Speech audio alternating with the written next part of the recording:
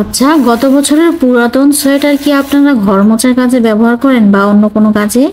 আজকে আমি দুইটা নিয়মে দুই রকমের পা মোজা তৈরি করব। এই পুরাতন সোয়েটার দিয়ে পা মোজা তৈরি করলে এই শীতে যে কত উপকার, না বানালে বুঝতে পারবেন না। বিশেষ করে উজু করার পর পা যখন ঠান্ডা থাকে, বারবার লম্বা মোজা পরার চেয়ে এই ছোট মোজা পরা খুবই ভালো। তো এই প্রথমে এই পুরাতন সোয়েটারটা আমি সুন্দর করে রেখে সুন্দর করে সোজা করে নিয়ে এরপর যার যেরকম পা ঠিক সেরকম করে সাইজ অনুযায়ী এভাবে দাগ দিয়ে নেবেন। এরপর সুন্দর করে এটা শেপ দেওয়ার চেষ্টা করবেন, যেরকম পায়ের জুতার নিচের শেপটা থাকে ওরকম। এটা যে কোনো ডান সাইডে বা বাম সাইডের পা হলেও হবে। আর আপনারা কেউ যদি এরকম করে না নিতে চান তাহলে সোজা করে সুন্দর করে কেটে নিলেই হবে। আমি এটা বাম সাইডের পা নিয়েছি তাই এরকম হয়েছে। এরপর সুন্দর করে দাগ অনুযায়ী কেটে নিতে হবে। এটা রাবারের মতো সোয়েটারগুলো বড় হয়, যার জন্য সেম একই শেপের নিলে কোনো সমস্যা হবে না। এরকম করে আমি আরেকটা পায়ের জন্য আরেকটা এভাবে কেটে নিলাম, মানে দুইটা। এখানে চারটা আছে, মোট চারটা পার্ট আছে। এভাবে সুন্দর করে কেটে নিতে হবে, আঁকাবাঁকা করা যাবে না। এরপর একটাতে এভাবে দুই ভাঁজ করে এভাবে করে এক সাইডে লম্বা এবং আরেক সাইডে ছোট করে দাগ দিতে হবে। এই যে এই দিকে বড় এবং এই দিকে ছোট, এই দিকে বড় এবং এই দিকে ছোট, এরকম করে দাগ দিয়ে এটা কেটে নিতে হবে। তাহলে এটা সুন্দর করে বসে যাবে। এই যেভাবে কেটে নিতে হবে। আর যেগুলো আঁকাবাঁকা ছিল সেগুলো এভাবে কেটে দিচ্ছি। এটা উল্টিয়ে সেলাই করতে হবে। আর ঠিক যে মাঝখানে দুইটা একসাথে করার পর যে মাঝখানের টুকু থাকে এখানে একটা জয়েন্ট হবে। এই যে এরকম জয়েন্ট দিলে এটা উপরের সুন্দর মোজার উপরে হয়ে যাবে। এরপর যে আমি সেলাইটা দেখাচ্ছি, এটা হচ্ছে প্রথম মোজাটা। সে প্রথম মোজার সেলাইটা এই যে মাঝখান পর্যন্ত যে দাগ দিয়ে নিয়েছিলাম সে মাঝখানে প্রথমে এরকম করে একটা সেলাই দিয়ে নেব।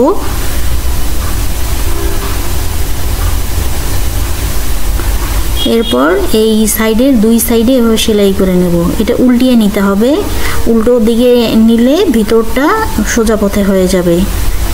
এইভাবে উল্টো দিকে সেলাই দিয়ে নিতে হবে, এই কোণারে একবার এবং ওই কোণারে একবার।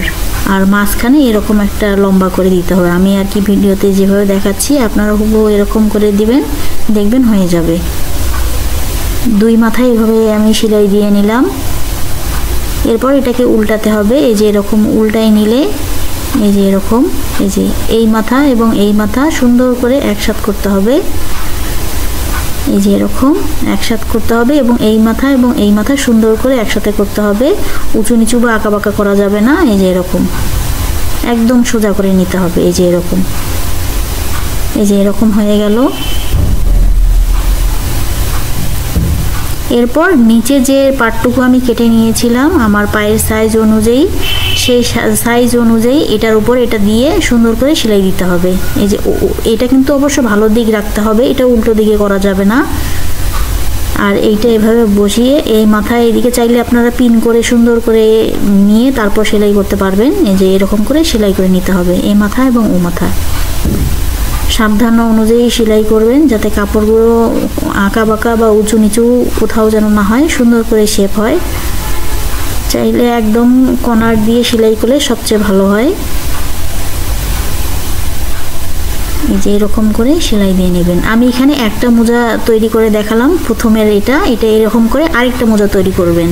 এটা হচ্ছে একটা সিস্টেমের। এবার আরেকটা সিস্টেমের আমি দেখাবো, তার আগে আমি পরে দেখাচ্ছি এটা কেমন হয়েছে। এই যে এরকম হয়েছে। এই যে একদম জুতা যেরকম হয় ছোট বাচ্চাদের, এরকম জুতা চাইলে এইরকম ছোট মানুষেরও বানাই দেওয়া যাবে। এই যে এরকম এটা হয়েছে। এরকম করেও পরা যাবে, আবার অন্যভাবে পরা যাবে, সেটা আরেকটা নিয়ম, সেটাও আমি দেখাচ্ছি। প্রথমটা হয়ে গেল। এবার দ্বিতীয় আরেকটা মোজার ডিজাইন আমি দেখাবো। সেই সোয়েটারের যে হাতার দুই অংশ আছে, সেই হাতার দুই অংশের যে জয়েন্টটা আছে সেই দিকে উল্টা দিকে রাখবো, মানে ওই সাইডটা কাটবো। আর যে সাইডে একদম জয়েন্ট লাগানো আছে এই যে এই সাইডে আমি এই দেখাচ্ছি। এরকম করে নিতে হবে, যার যতটুকু লম্বা সে ততটুকু লম্বা অনুযায়ী নেবে। এরপর 4 আঙ্গুল দিয়ে আবার 1 আঙ্গুল এক্সট্রা নিয়ে এভাবে একটা মাঝখানে দাগ দিয়ে নিতে হবে। আর ও মাথায় এই মাথা 4 কোণা শেপের কাটতে হবে, মানে স্কোয়ার সাইজ হইতে হবে, এরকম করে দিতে হবে। আর রাউন্ড শেপ দিয়ে নিতে হবে এই মাথা এবং ওই মাথা। আপনারা খেয়াল করলে দেখতে পারবেন যে নিচের টুকু দেখেন আমি কোনো জয়েন্ট দেব না, এই জন্য ওই সাইডে চকের কোনো দাগ দিইনি, এই যে এই সাইডটাই শুধু দাগ দিয়েছি, মানে সোয়েটারের যে সাইডে আর কি জয়েন্ট আছে এই সাইডটাই এইভাবে দাগ দিয়ে নিচ্ছি। এবার কেটে নেব সুন্দর করে, যেদিক দিয়ে আমি চক দিয়ে দাগ দিয়ে নিয়েছি সেরকম করে। এই মোজাটা আগের মোজার তুলনায় তৈরি করা খুবই সহজ এবং খুবই তাড়াতাড়ি হয়। যারা প্রথমটা পারবেন না তারা দ্বিতীয়টা অবশ্যই চেষ্টা করবেন। এরপর সেলাইটা দেখাই, খুবই সিম্পল একটা সেলাই। আমি যে দিক দিয়ে কেটেছি শুধু এই মাঝখানের এই খালটুকু সেলাই বাদ দিয়ে আমি পুরোটাই সেলাই করে নেব। এই যে এতটুকু বাদ দিয়ে আমি এইভাবে সেলাই করে নিচ্ছি, এটা মাথার অংশ। এভাবে রাউন্ড করে সেলাই করে নিতে হবে। এরপর এই যে নিচের গোড়ালির দিকটাও সেলাই করে নিতে হবে। এই যে মাঝখানের যতটুকু বাঁকা অংশ আছে ইউ শেপ, অতটুকু সেলাই করা যাবে না।